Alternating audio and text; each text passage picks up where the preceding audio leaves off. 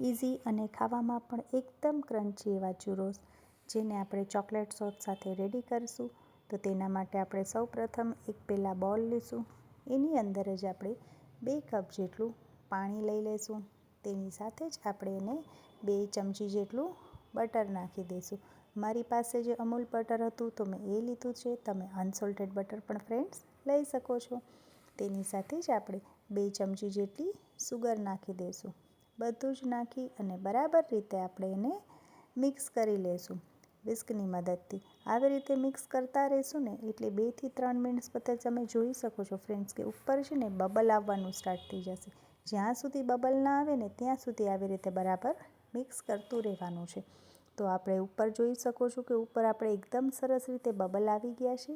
તો તેની સાથે જ આપણે અંદર 2 કપ જેટલો મેંદો નાખી દઈશું. તમે એની સાથે આટો એટલે કે ઘઉંનો લોટ પણ લઈ શકો છો. ટેસ્ટમાં બેઝ ફાઇન જ લાગે છે, પણ પહેલાંનું કેવું થોડુંક ટેક્સચર આપણે છે ને અલગ આવે છે.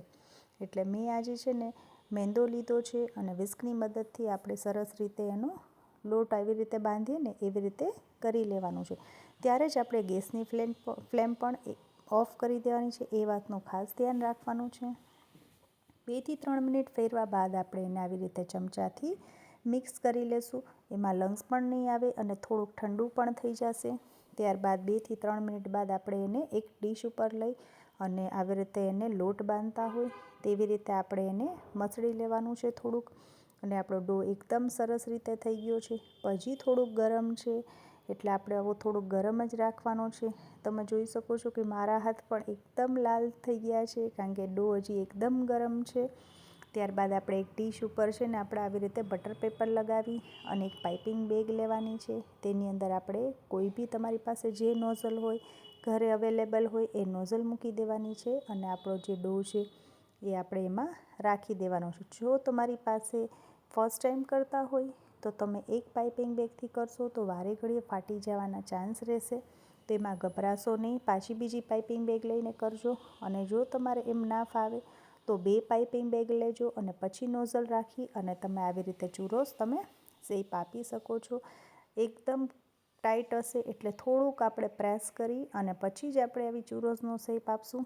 અને આવી રીતે કરતા જવાનું છે અને આપણી સીઝર અથવા ચપ્પુની મદદથી આવી રીતે કટ કરી લેવાનું છે. જો ફ્રેન્ડ્સ તમે નવા હોય તો મારી ચેનલને લાઇક અને સબસ્ક્રાઈબ કરવાનું ભૂલતા નહીં. આવી રીતે ઇઝી ચેનલ જોવા માટે મારી ચેનલને ફોલો કરી લેજો. ત્યારબાદ જ મેં એક બાજુ ગરમ તેલ મૂકી દીધું છે. એ પણ ગરમ થઈ ગયું છે. આપણે એકદમ ધુમાડા આવે એવું તેલ ગરમ નથી કરવાનું. થોડુંક ધુમાડા ન આવે અને થોડીક વાર હોય ને એ પહેલાં જ આપણે ગેસની ફ્લેમ ઓફ કરીને તેલ રાખવાનું છે.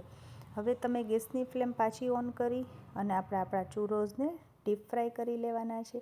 તમારે એર ફ્રાયર કરવું હોય તો પણ તમે 160 ડિગ્રી ઉપર તમે 5 મિનિટ્સ માટે એર ફ્રાયર કરી શકો છો. એ પણ એકદમ ટેસ્ટી અને સરસ જ લાગે છે ખાવામાં. ત્યારબાદ એક ડીશમાં આપણે આવી રીતે દળેલી ખાંડ એટલે કે સુગર લઈ લેશું અને તેમાં આપણા ચૂરોસને કોટિંગ કરવા માટે આપી દઈશું. મેં આજે સિનેમન પાવડર એટલે નથી નાખ્યો કારણ કે અમને લોકોને સિનેમન પાવડરનો ટેસ્ટ નથી ભાવતો. તમારે નાખવું હોય તો તમે નાખી શકો છો. તો ફ્રેન્ડ્સ તમે જોઈ શકો છો કે આપણા ચૂરોસ એકદમ ક્રન્ચી એવા સરસ થઈ ગયા છે. અને તેને મેં ડાર્ક ચોકલેટ સોસ સાથે રેડી કરી લીધું છે. મેં એમાં ડાર્ક ચોકલેટમાં થોડુંક મિલ્ક નાખી અને 10 મિનિટ્સ માટે માઇક્રોવેવ કરી લીધા છે. તો આપણને ભાવે એવા એકદમ ટેસ્ટી એવા ચૂરોસ રેડી છે. Bye bye.